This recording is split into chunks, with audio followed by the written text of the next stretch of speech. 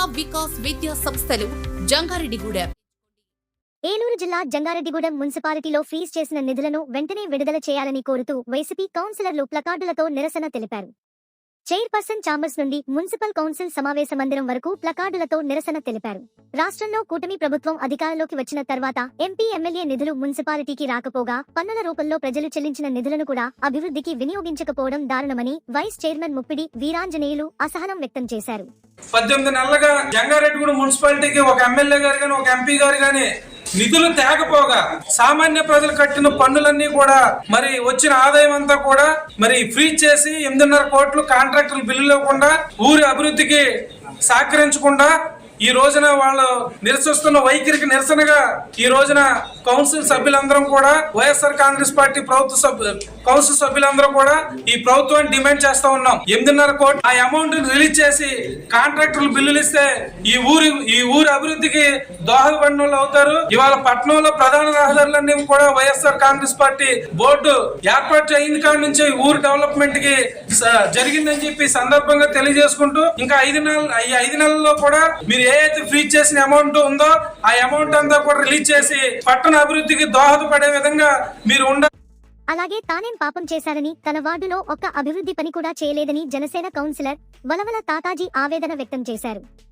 ఎన్నిసార్లు మొరపెట్టుకున్నా ఒక్క డ్రైనేజీ పని కూడా జరగలేదని అసహనం తెలిపారు. అలాగే సమావేశ మందిరంలో నేలపై బైఠాయించి తన వార్డులో అభివృద్ధి పనులకు వెంటనే ఆమోదం తెలపాలని నిరసన తెలిపారు. 30 లక్షల డ్రైన్ నా సొంత ఇంటికి పెట్టుకోలేదు మేడం గారు. ప్రజలకు ఉపయోగపడే డ్రైన్ పెడితే ఆ డ్రైన్ ఎందుకు తిరస్కరించడానికి కూడా నాకు కనీసం చెప్పకుండా ఆ వర్క్ తీసేటువంటి మేడం గారు. అసలు ఒక్క వార్డు మీద ఎందుకండి మేడం గారు అంత వివక్ష?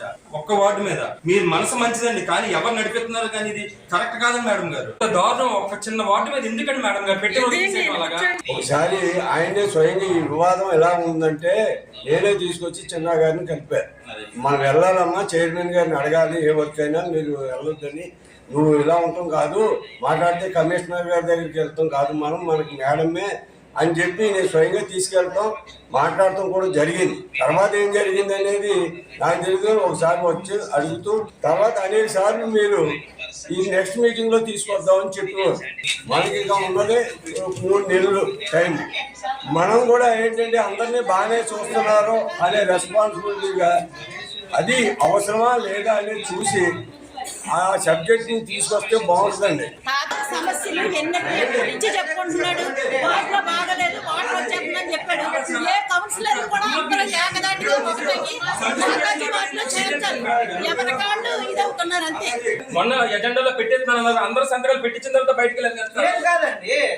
మళ్ళీ వెంటనే తర్వాత తెలుసు ఎందుకంటే అంత కక్ష. సొంత పని కాదండి, మనందరికీ సంబంధించిందే కదా. కౌన్సిలర్ కూడా తాతాజీకి సపోర్ట్ చేయలేదు. తాతాజీ వార్డులో ఏ పని చేయలేదు. తన 7 ఒకటే తక్కువ. తన వార్డు ప్రజలు తను ఎంత ఇబ్బంది పెడుతుంటే తను అంత ఎమోషన్ అయిపోతున్నాడు.